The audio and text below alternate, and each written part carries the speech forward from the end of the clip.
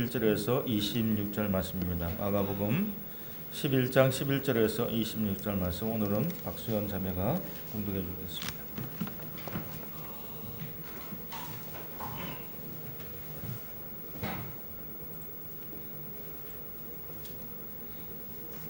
예수께서 예루살렘에 이르러 성전에 들어가사 모든 것을 둘러보시고 때가 이미 저물매 12 제자를 데리시고 베다니에 나가시니라. 이튿날 그들이 베다니에서 나왔을 때 예수께서 시장하신지라. 멀리서 잎사귀 있는 한 무화과 나무를 보시고 혹 그 나무에 무엇이 있을까 하여 가셨더니 가서 보신즉 잎사귀 외에 아무것도 없더라. 이는 무화과의 때가 아님이라.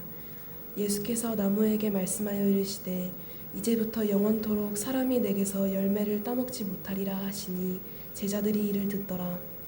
그들이 예루살렘에 들어가니라. 예수께서 성전에 들어가사 성전 안에서 매매하는 자들을 내쫓으시며 돈 바꾸는 자들의 상과 비둘기 파는 자들의 의자를 둘러 엎으시며 아무나 물건을 가지고 성전 안으로 지나다님을 허락하지 아니하시고 이에 가르쳐 이르시되 기록된 바 내 집은 만민이 기도하는 집이라 칭함을 받으리라고 하지 아니하였느냐.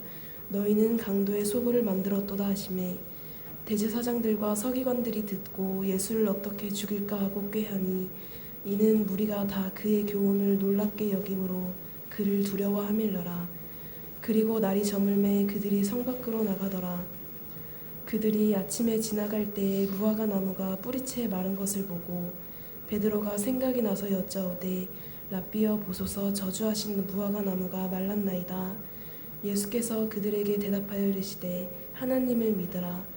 내가 진실로 너희에게 이르노니 누구든지 이 산더러 들리어 바다에 던져지라 하며 그 말하는 것이 이루어질 줄 믿고 마음에 의심하지 아니하면 그대로 되리라. 그러므로 내가 너희에게 말하노니 무엇이든지 기도하고 구하는 것은 받은 줄로 믿으라. 그리하면 너희에게 그대로 되리라. 서서 기도할 때에 아무에게나 혐의가 있거든 용서하라. 그리하여야 하늘에 계신 너희 아버지께서도 너희 허물을 사하여 주시리라 하시니라. 아멘. 아멘. 네, 감사합니다.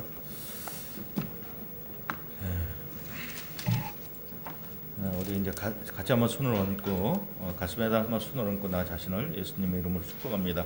나는 하나님이 두고 보시기에도 아까운 존재다. 다시 한번 확신 가지고 시작. 나는 하나님이 두고 보시기에도 아까운 존재다. 여러분 그렇게 믿으십니까? 네, 우리 앞뒤 옆 사람 보시면서 인사합니다. 사랑합니다. 축복합니다. 기도하겠습니다. 네, 소연이가 공동할 때는 아주 군두더기가 없어요. 너무 정확하게 잘 읽어요. 어떻게 그렇게 예쁘게 잘 읽는지 감사해요. 네, 오늘도 일당 100으로 여러분 아멘 해주실 것을 믿습니다. 네, 우리가 지난주에는 종려주일에 관한 그 말씀을 나눴어요. 예수님이 나귀 새끼를 타고 예루살렘 성을 입성하시는 내용에 대해서 말씀을 나눴죠. 예수님이 나귀 새끼를 타고 예루살렘 성을 입성하시는데 거기에 나와 있는 군중들은 자신의 겉옷을 벗어서 또는 종려 가지를 꺾어서 그것을 펼쳐서 예수님을 환영하는 것을 말씀 나눴습니다. 근데 예수님이 타신 것은 100마리 아니라 나귀 새끼를 타고 입성하셨다라고 얘기했죠. 또 군중들이 호산나 다윗의 자손이여라고 찬양하는데 이것은 찬양의 가사가 아니라 노래 가사가 아니라 이것은 군사적인 정치적인 용어다라고 말씀드렸습니다. 자, 그리고 또 예수님이 예루살렘 성 가까이에 가시면서 우셨다고 그랬어요. 근데 군중들은 그거마저도 오해를 해서 예수님이 자신들의 환영에 감격해서 눈물을 흘리는구나 라고 착각했다라고 말씀드렸어요. 자, 그리고 그날 저녁이 돼서 날이 저물어서 예수님은 제자들을 데리고 베다니로 돌아가셨습니다.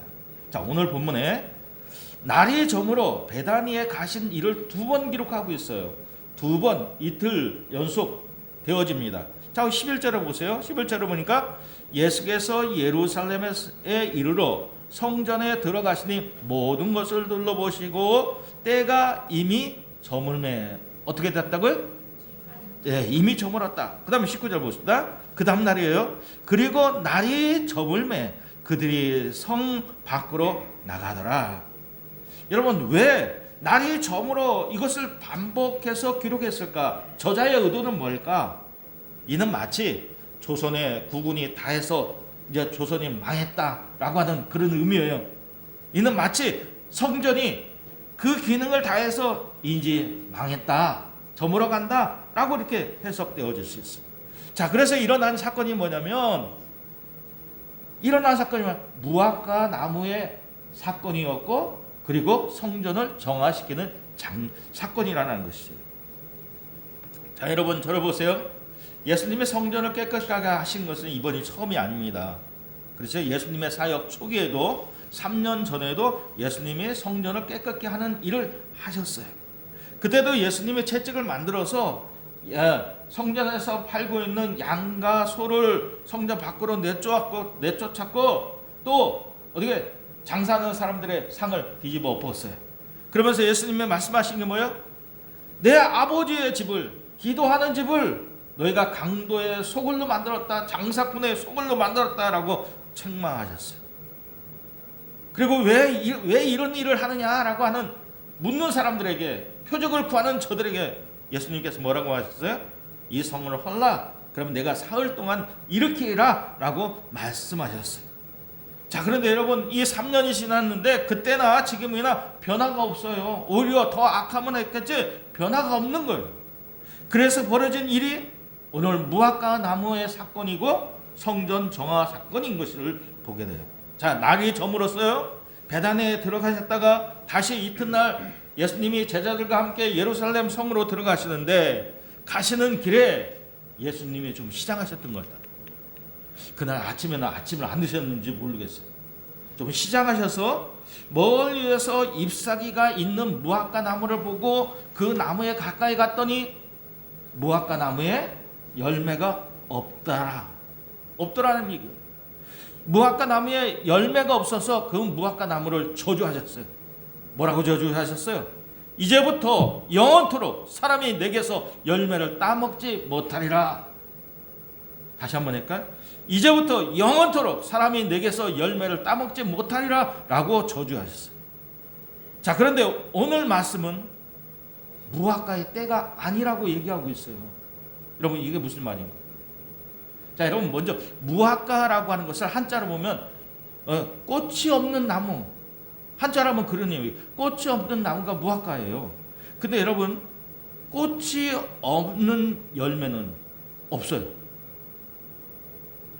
그렇죠? 모든 거에 열매는 뭐야? 꽃으로부터 시작하는 꽃이 있어요. 그래서 여러분, 이거 봄에 보면 무슨 꽃이 피고, 백꽃도 피고 복숭아꽃도 피고 사과꽃도 피고 얼마나 그 꽃이 예쁜지, 그 꽃이 열매로 맺어진 거예요. 그냥 이 무화과는 꽃이 없는 것처럼 보이지 우리가 못 볼 뿐이지 꽃이 있는 거예요. 꽃이 있어야 열매가 있는 거예요. 자, 무화과는 우리로 얘기하면 시골에서 흔히 볼 수 있는 뽕나무 같아. 뽕나무에 뭐가 열리죠? 오디가 열려요. 여러분, 무화과 나무 잎에 잎이 있는데 열매가 없더라? 그리고 아직 때가 아니다 라고 말씀하고 있어요. 여러분, 그러니까 무화과의 때가 아니라니까 열매가 있다는 얘기, 없다는 얘기? 그래요. 무화과의 때가 아니니까 열매가 없다는 얘기예요. 근데 예수님은 그런 나무를 보고 저주하셨다는 거예요. 좀 뭔가 앞뒤가 안 맞는 것 같아요. 그러죠? 자, 그런데 여러분 보세요. 이 무화과의 특징이 뭐냐면 잎만 보이면 이미 먹을 수 있는 초기의 열매, 이 조그만한 열매, 원어로는 파그가 있는 그런 열매가 정상적인 나무라는 거예요. 그러니까 여러분, 이 나무를 보면 여름에 봄에 보면 조그마한 싹이 나는 거죠. 그렇잖아요. 이 무화과도 이 초기에 맺어지는 열매, 파그가 있다는 거, 파그가. 그래서 예수님이 이 나무에 가시는 건데, 근데 이 파그가 있는데 이것이 이것이 잎이 자라고 무성해지는 6월이 되면 이 초기의 열매 파그가 큰 나무의 열매로, 큰 열매로, 무화과 보셨죠? 그 무화과의 큰 열매로 자라게 되는 거예요. 그리고 이 무화과의 특징이 뭐냐면 12월 달에도 또 열매를 맺는 1년에 두 번 이렇게 연다는 거예요. 자, 그러니까 여러분 이렇게 예수님이 이 무화과 나무의 열매를 구한 것은 6월에 맺는 큰 열매가 아니라 초기에 맺는 조그마한 파그 이걸 구한 거예요. 그런데 잎이 있는데 열매가 없더라. 이 초기의 열매 파그가 없다라는 거예요. 그러니까 여러분 이 나무는 이 무화과 나무는 앞으로 큰 열매를 맺을 수 있다는 거 없다는 거예요? 없다라는 거죠. 그래서 저주하신 거예요.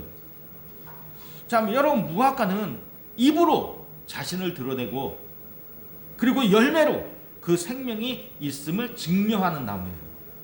근데 예수님이 저주하신 이 무화과는 잎은 있는데 열매가 없으니까 죽은 나무고 생명이 없기 때문에 예수님이 저주하셨다는 거지. 자, 그런데 여러분 이 무화과는 뭘 상징하느냐? 이스라엘을 상징하는 거예요. 우리나라를 대표하는 꽃은 뭐죠? 무궁화. 그렇죠. 이스라엘을 대표하는 나무가 바로 뭐냐면 이게 무화과라는 거예요. 무화과. 그래서 여러분 구약의 선지자들 예레미야나 미가 선지자나 호세아 선지자는 이 이스라엘을 무화과로 비유해서 설명하는 경우가 많이 있어요. 자, 우리 호세아 한번 9장 10절 한번 말씀 보겠습니다. 자, 9장 10절 호세아. 옛적에 내가 이스라엘을 만나기를 강에서 포도를 만난과 같이 하였으며 너희의 조상들을 보기를 무화과 나무에서 처음 맺은 첫 열매를 본같이 하였거늘. 자, 포도나무처럼 그리고 무화과처럼 얘기하는 겁니다. 그렇죠?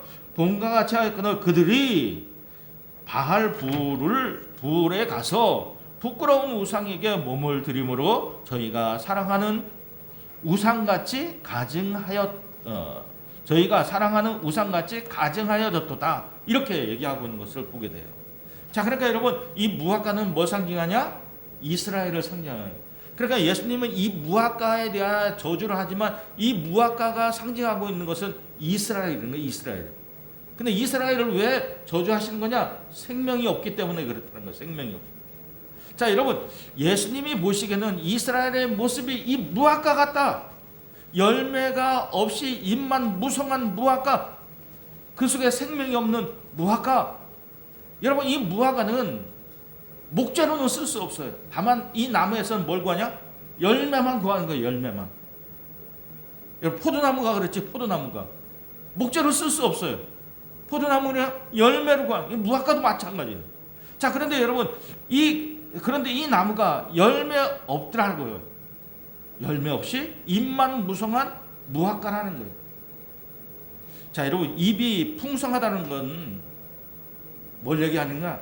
제도만 많이 있다라고 하는 거예요. 여러분 이스라엘에게는 뭐예요? 제사의 제도가 가득해요. 그리고 어떻게 율법의 규례가 아주 가득해요. 그러니까 제도는 가득해. 하나님에 대해서 이렇게 우리가 하자, 이렇게 하자라고 하는 것이 가득해. 근데 그 속에 뭐가 없다? 생명이 없다는 거예요. 생명이. 하나님을 위해서 우리가 제사를 이렇게 합시다, 예배를 이렇게 합시다. 이 제도는 많이 있는데 그 안에 생명이 없더라는 거예요. 그래서 예수님이 이 무화과 나무를 보시고 열매 없는 이 무화과 나무를 보시고 저주하신 거예요. 자, 여러분 20절 봅시다. 20절. 자, 그들이 아침에 지나갈 때에 무화과 나무가 뿌리채 마른 것을 보고. 어디채 말랐어요? 뿌리채 말랐어요.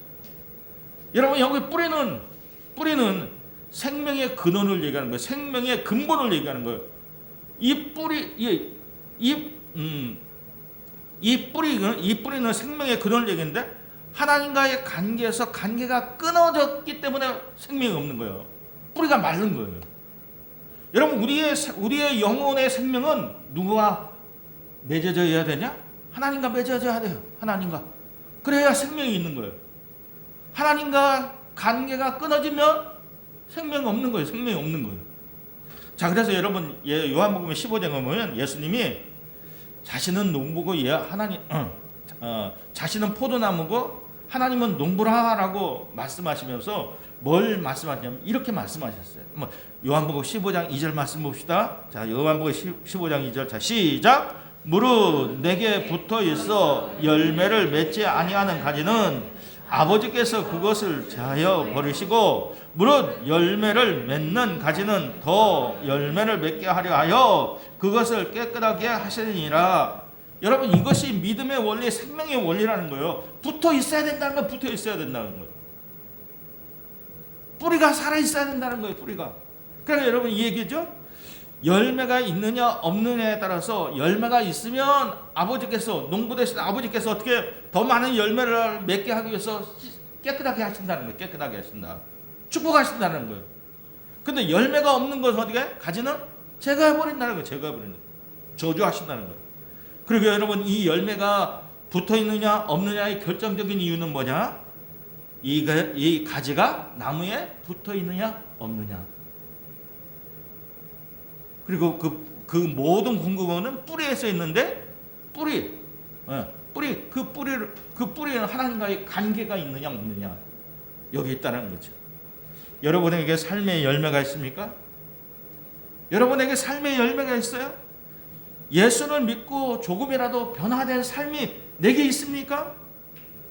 우리가 예수를 믿으면 성품이 온화해지게 돼요. 겸손하게 돼요. 따뜻한 마음을 갖게 돼요. 또 복음에 대한, 예배에 대한 태도가 달라지게 돼요. 말씀에 대한 기대를 갖게 돼요. 기대를. 그래서 예배 오는 것이 즐거운 거예요. 왜? 하나님의 말씀을 들으니까, 하나님의 말씀을 사모하니까. 그러니까 여러분, 예배 시간에 졸 수 없어요. 눈 감고 하나님의 말씀을 들을 수가 없어요. 또 예수를 안 믿는 사람을 보면 어떤 마음이 생겨요? 안타까운 마음이 생기는 거야. 저 사람도 예수 믿어야 되는데 내가 어떻게 하면 저 사람한테 복음 전할까? 그런 마음을 갖게 되는 거예요. 오늘 김수현 목사님 기도해 주셨는데 기도 내용이 너무너무 은혜가 됩니다. 우리의 일상의 삶을 통해서 다른 사람에게 복음이 전달되는 거예요. 우리가 예수 믿으면 그런 삶의 변화가 있어야 돼. 그런 삶의 열매가 있어야 된다는 거예요. 자, 오늘 본문은 무화과 나무와 성전을 서로 교차하면서 이야기하고 있어요. 그렇죠? 무화과 나무 얘기를 하면서 성전 정화되는 이 내용을 교차하면서 이야기하고 있어요. 이 무화과 나무를 통해서 성전의 실상을 지적하기 위해서 이렇게 얘기하는 거예요. 성전의 실상이 어떠냐? 잎만 무성한 이 무화나무가 똑같다는 거예요. 생명이 없다는 거예요. 그래서 예수님이 저주한 것처럼 이 무화과 나무를 저주한 것처럼 이제부터 영원토록 사람이 내게서 열매를 따먹지 못하리라 라고 하는 이 말씀이 무화과에만 해당되는 게 아니라 성전에도 해당된다는 거예요. 이 성전에도. 여러분, 예수님 당시에 성전은 상당히 부패한 상태에 있었어요. 그렇죠? 이스라엘 사람이라면 누구나 다 성전세를 내야 돼요. 반세겔의 성전세를 내야 돼요. 그러니까 성전에 이제 함이 있죠. 함이. 그래서 입구에 함이 있어요. 그렇죠? 그래서 성전세 반세겔을 내야 돼요. 그러니까 반세겔의 성전세를 내야 성전에 들어갈 수 있는 입장료 같은 그런 거예요. 그런데 그 당시에는 통용됐던 화폐가 노마화폐예요. 노마화폐. 노마 항제가 부조되어 있는 동전이에요. 근데 여러분, 그런 것을, 그러니까 그건 우상이죠, 우상? 네. 그래서 우상으로 보는 거죠? 그러한 동전을 노마 시대에 쓰였던 이 통용됐던 화폐를 하나님 앞에 드릴 수 없잖아요. 우상으로 생각되니까. 그러니까 어떻게? 성전에서 통용되는 성전 화폐로 바꿔야 되는 게, 동전을 바꿔서 드려야죠. 근데 바꿔서 드리는데, 바꾸려면 어떻게 해야 돼? 수수료가 있대, 수수료를 내야 바꿔주는 거예요. 제가 이번에 이제 필리핀 갔다 왔는데, 필리핀에 좀 재밌는 게 있어요. 그게 뭐냐면, 제가 돈을 달러로 바꿔갔어요. 그냥 달러도 통용될 거다라고 생각했는데, 그런데 거기는 달러가 통용이 안 돼요. 그 이름 까먹었다. 페소. 네, 페소화로 바꿔가야 돼요. 그래서 안 바꿔가서 이제 동전 화폐 교환하는 그곳에 가서 이게 교환을 하려고 그러니까 나는 많이 갖고 가지 않아서 한 10만 원 돈 달러만 바꿔왔는데 근데 거기서 뭐라고 했냐면 100달러를 바꿔가면 수수료가 싼데 그 100달러 이하는 수수료가 비싸다는 거예요. 그러니까 이게 금액에 따라서 얼마 바꾸냐에 따라서 이게 수수료가 바뀌어지는 거예요. 바뀌어지는 거. 그러니까 여러분 이게 내가 이 얘기 하려고 하는 게 뭐냐면 이게 그 당시에 로마 화폐가 통용됐는데 그것을 성전 화폐로 바꾸려고 하면 수수료를 물고 이게 바꿔주는 거예요. 제가 얼마 전에 이제 시장 가서 이게 뭐 이렇게 결혼식에 축의금을 내야 되는데 5만 원짜리가 없는 거예요. 만 원짜리만 있는 거예요. 그래서 어디 가게 가서 사장님 이거 좀 바꿔줄 수 있어요? 바꿨어요. 수수료 낼게요? 안 낼게요? 안 냈죠. 안 냈죠. 그러니까 여러분 로마에서 통용되는 쓰는 동전을 성전에서 쓰는 동전으로 바꾸면 이거 뭐 수수료가 없어야 되는데 거의 없어야 되는데 이 수수료가 높이 책정돼서 이게 교환을 해주는 거예요. 또 제사의 제물로 쓰일 짐승들도 성전에서 팔았는데 멀리에서 오는 사람들이 짐승을 가져올 때 편리하라고 짐승을 파는 거예요. 그렇죠? 멀리에서 오는 사람은 짐승 갖고 올 수 없잖아. 메고 올 수도 없고 이거 뭐 데리고 올 수도 끌고 올 수도 없고 그렇잖아. 그러니까 그 사람들의 편리를 위해서 성전 안에서 제사에 쓰일 짐승을 팔았는데 서울에서 팔았는데 근데 성전에서 파는 이 짐승들이 다 어디요? 다 비싼 거예요. 비싼 거. 우리 동네에서 한 5만 원이면 살 수 있는 걸 성전 안에서는 10만 원, 15만 원 부르면 이게 되냐고 이게. 근데 여러분 또 어떤 게 있냐면 집에서 흠없는 짐승을 가지고 와도 이것을 검사하는 제사장이 이트집, 덧치집 잡아가지고 이거 흠이 있다라고 자꾸 얘기하는 거예요. 그러면 어떻게? 이걸 못 드리는 거예요. 흠 없는 것을 하나 앞에 드려야 되는데 흠이 있다라고 얘기하니까 어떻게? 성전에서 그냥 비싼 걸 또 구입해서 드릴 수밖에 없는 거예요. 그러니까 여러분 이 일이 얼마나 짜증나요. 얼마나 불쾌해요. 여기에 뭐가 있냐면 내부 부정 거래가 있는 거예요. 어떻게? 짐승의 흠을 검사하는 제사장들이 장사하는 사람들과 짜고 너희 물건만 팔게 해줄 테니까 나한테 일부 내라. 이런 부당거래가 있었다는 거죠. 그러니까 여러분 이 사람 제사를 짐승을 잡아서 제사를 드리려고 왔던 사람, 짐승을 가지고 왔던 사람, 하나님 앞에 제사를 드리려고 했던 이 사람들이 처음에는 기쁜 마음으로 예배하러 왔다가 동전 바꾸는 일부터 시작을 해서, 그렇죠? 성전세를 내는 일부터 시작을 해서 어디 제사의 제물 드릴 이 짐승을 구입하는 일까지 모두가 어떻게 짜증서 다 부당하고 부정부패인 거예요. 자, 그래서 예수님이 채찍을 들어서 짐승을 성전 밖으로 내쫓고 장사하는 사람들, 돈 바꾸는 사람들의 상을 다 뒤집어 엎었다라는 것이요. 자, 우리 15절 말씀 봅시다. 15절 말씀. 자, 시작. 그들이 예루살렘에 들어가니라. 예수께서 성전에 들어가서 성전 안에서 매매하는 자들을 내쫓으시며 돈 바꾸는 자들의 상과 비둘기 파는 자들의 의자를 불러 엎으시며. 여러분 예수님이 이 땅에 무엇 때문에 왔어요? 예수님이 이 땅에 무엇 때문에 왔어요? 상거래 질서를 확립하기 위해서 왔을까요? 그런 문제라면 소비자 보호원이나 아니면 공정거래위원회는 충분하지 않아요? 예수님이 메시아가 굳이 이 일을까지 나설 필요가 없어요. 예수님이 이 땅에 오신 이유는 뭡니까? 야고보와 요한이 예수님이 좌우편에 앉게 해달라고 청탁할 때 예수님이 이미 말씀하셨어요. 인자는 온 것은 섬김을 받으려 하는 것이 아니라 섬기려 하고 도리어 자기의 목숨을 많은 사람의 대속물로 주려 합니다. 뭘 주러 왔다고요? 대속물로 주러 왔다. 성전은 짐승을 대속물 삼아 제사 드리는 겁니다. 그렇죠? 내가 죄를 졌지만, 내가 죄가 있지만 하나님 앞에 예배하기 위해서 내가 짐승을 갖고 와서 이 짐승을 대속물 삼아서 하나님 앞에 제사함으로 내 죄를 깨끗하게 한다라고 하는 그런 마음을 갖고 성전에서 제사 짓는 거예요.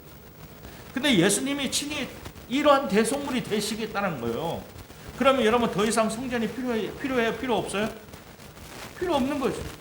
예수님이 하시는 이런 성전을 정화시키는 그런 일이 아니라 이 일을 통해서, 성전 정하는 일을 통해서 뭘 보여주는 거냐? 더 이상 성전이 필요 없다. 더 이상 이러한 제사 제도가 필요 없다라고 하는 것을 보여주는 거예요. 그래서 여러분 16절 보세요. 16절 말씀 보세요. 16절 같이 읽겠습니다. 자, 시작. 아무나 물건을 가지고 성전 안으로 지나다님을 허락하지 아니요. 아무나 물건을 가지고, 제사의 물건이죠, 가지고 성전 안으로 지나다님을 허락하지. 그러니까 이해 보세요. 단순한 예수님의 성전 정화였다면, 성전, 너희 이제부터 부당한 이득 취하지 마, 장사 똑바로 해, 선량한 사람들 쥐어 짜지 마, 그렇게 얘기하면 될 거 아니에요. 그렇게 하도록 하면 될 거 아니에요. 근데 여러분 이 16절 말씀을 보면 성전 안에 사람이 통행하는 것을 완전히 금하셨어요. 그래서 뭐라고요? 성전 안으로 지나다님을 허락하지 아니하셨다. 예수님이 십자가에 달리시는 것으로, 우리의 죄를 대속하시는 것으로 성전의 존재가 이제 필요 없기 때문에 더 이상 성전 안에서 물건을 가지고 지나다님을 허락하지 않았다라고 말씀하십니다. 여러분, 그렇게 그날도 저물어 갔습니다.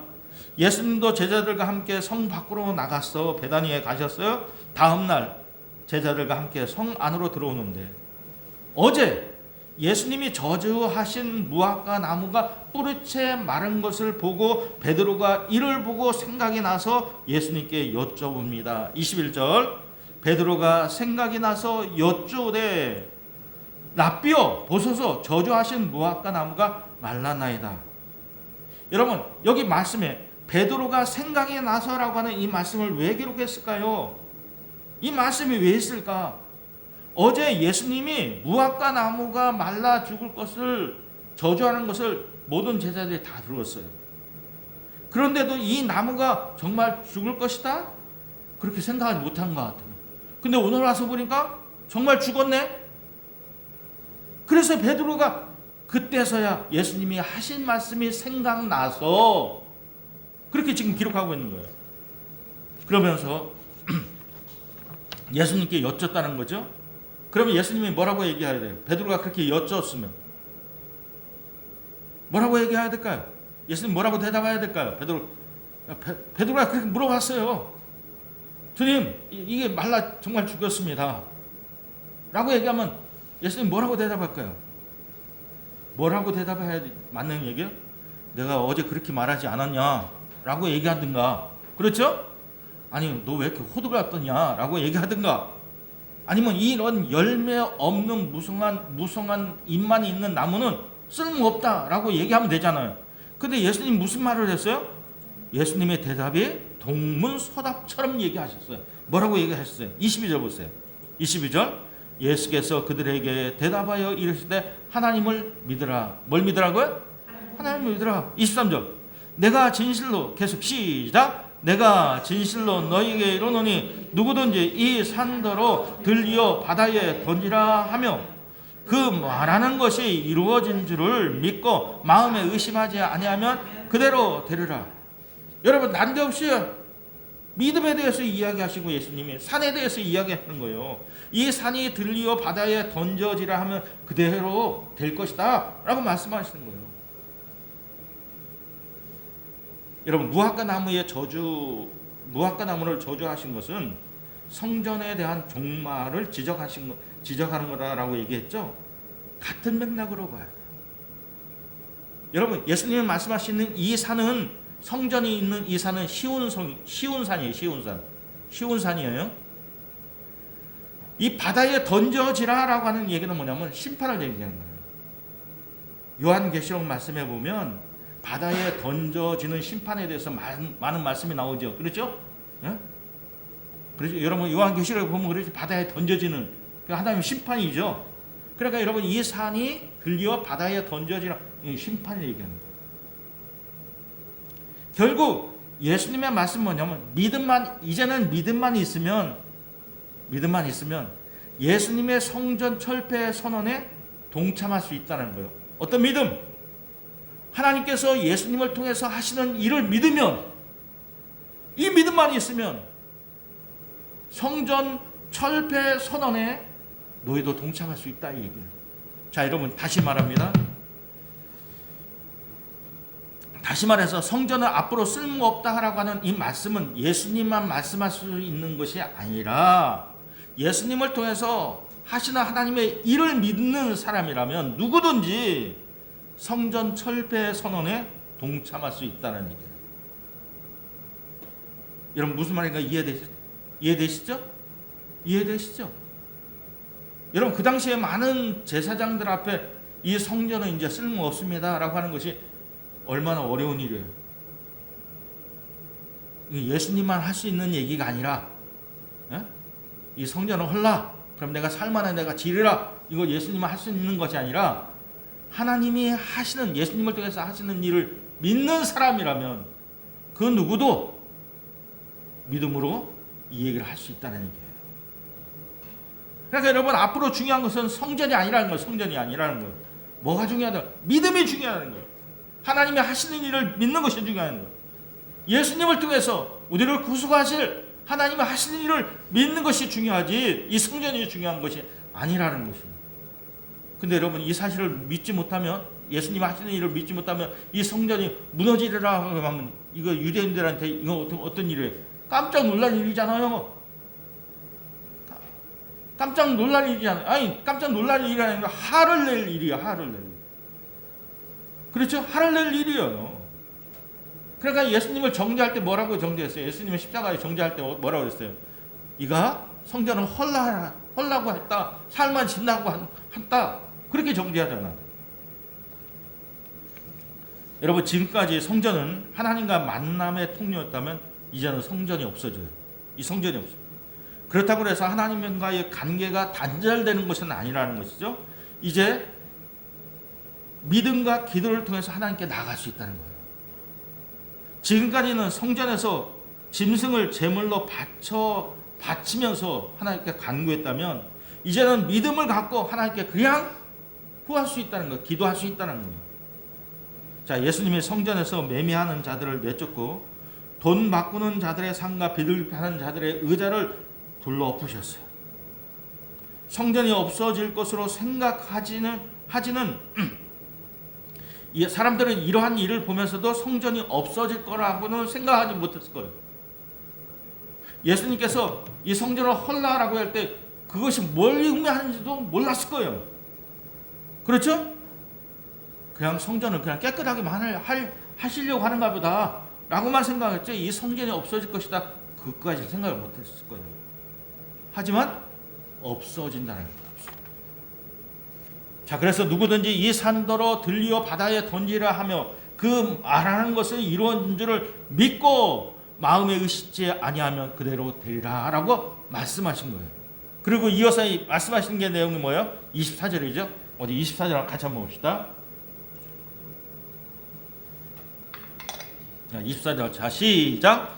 그러므로 내가 너에게 말하노니 무엇이든지 기도하고 구하는 것은 받은 줄로 믿으라. 그리하면 너에게 그대로 되리라. 여러분, 우리의 믿음과 기도는 어떠한 마력이나 주술이 아니에요. 우리의 기도와 믿음은 하나님 나라를 위해서 맺고 자르는 하나의 결단이라는 것이에요. 그 다음에 여러분, 무엇을 맺고 무엇을 잘라야 됩니까? 하나님과의 관계에서는 더 깊은 관계로 나아가야 되고 이 세상에서의 탐욕과 집착은 잘라내야 돼. 그것이 우리의 믿음이어야 되고 우리의 구하는 간구가 되어야 된다는 것이죠. 성전에서 짐승의 제물로 하나님께 예배하는 자들은, 이러한 예배가 몸에 배어 있는 사람들은 그냥 믿기만 하고 기도만 한다고 하면 그런 예배라면 어색할 수 있어요. 예수님의 말을 전혀 동감할 수 없어요. 우리는 지금까지 하나님께 이렇게 예배했는데 무슨 소리야? 어떻게 믿음만 갖고 예배한다는 거야? 우리가 제사를 드리면서 하나님 앞에 간구하면서 기도했는데 어떻게 그냥 맨입으로 기도한다는 얘기야? 어색할 수 있어요. 그렇게 하라 그러면 뭔가 정성이 부족한 것 같고, 그렇죠? 그렇게 해왔던 사람한테 이렇게 하면 돼, 이제 그렇게 얘기하면 허전함을 떨쳐버릴 수 없을 것 같아요.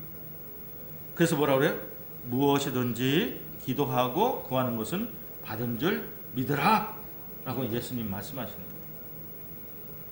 그러면 여러분, 예수님이 무엇인지 믿고 무엇인지 구하면 받은 것을 믿으라 라고 해서 우리가 그냥 뭐든지 요술 램프에 구하는 것처럼 하나님 우리 사업도 잘 되고 건강도 잘 건강하게 하시고 우리 자녀들도 잘 되고 이렇게 구하라는 건 아닙니다. 자, 여러분, 이스라엘 백성들이 하나님의 성전에서 제사의 제물을 드리면서 구하는 것이 뭔지 아세요? 그들이 구한 것은 죄다 자신의 성결 문제를 구하는 거예요.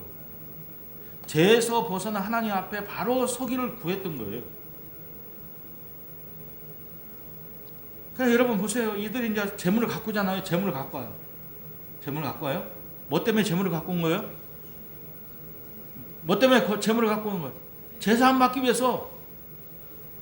그래서 내가 죽어야 되면 이 대속물의 죽음으로 해서 내가 하나님 앞에 깨끗해집니다. 죄부터 용서함 받았습니다.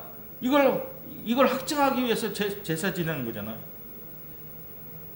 그러니까 여러분, 저들이 구하는 것은 제사의 제물을 드리면서 구했던 건 하나님, 나를 죄에서 정결케 해주세요. 깨끗하게 해주세요. 그걸 구했지. 사업이 잘 되게 해주세요. 뭐 자녀가 잘 되게 해주세요. 그게 아니라는 거. 그게.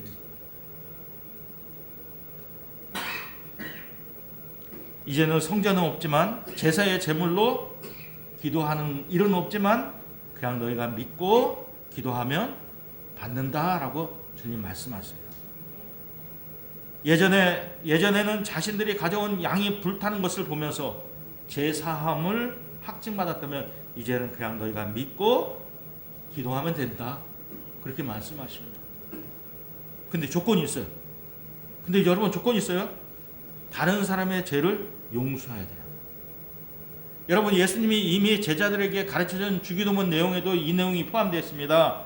우리가 우리에게 죄진 자를 사해 준 것 같이 우리의 죄를 사하여 주옵소서. 너희가 그렇게 기도하라 라고 말씀하셨어요. 그렇죠? 여러분, 내가 하나님께 은혜를 구한다면 다른 사람한테도 은혜를 베풀 수 있어야 돼요. 내가 하나님께 은혜를 구하면서 다른 사람께 은혜를 베풀지 못하면 이건 어불성설이 말이 안 맞는 말이잖아. 혹시 평생 동안 내가 기도할 필요가 없다라고 하는 사람은 다른 사람 용서 안 해도 되지만, 근데 여러분, 기도할 것이 남아있는 사람은, 기도할 것이 있는 사람은 다른 사람을 먼저 용서하라. 이것이 순서라는 것이에요. 왜 그런지 아세요? 자, 여러분 잘 들어보세요. 지금까지는 성전이 있었습니다. 그리고 흠없는 제사의 제물을 고르는 것이 제사 드리는 사람의 기본이었어요. 그리고 책임이었어요. 그러니까 여러분, 제사의 제물을 갖고 가는 사람이 제사장이 이거 흠이 있다라고 안 된다라고 하면 꼼짝없이 흠없는 제사의 제물로 바꿔드려야 되는 거예요. 바꿔드려야 돼요. 그 비싸도 사서 드려야 되는 거예요. 왜? 흠없는 걸 하나님이 안 받으시니까. 그런데 이제 제사의 제도가 끝났습니다. 성전이 필요 없습니다.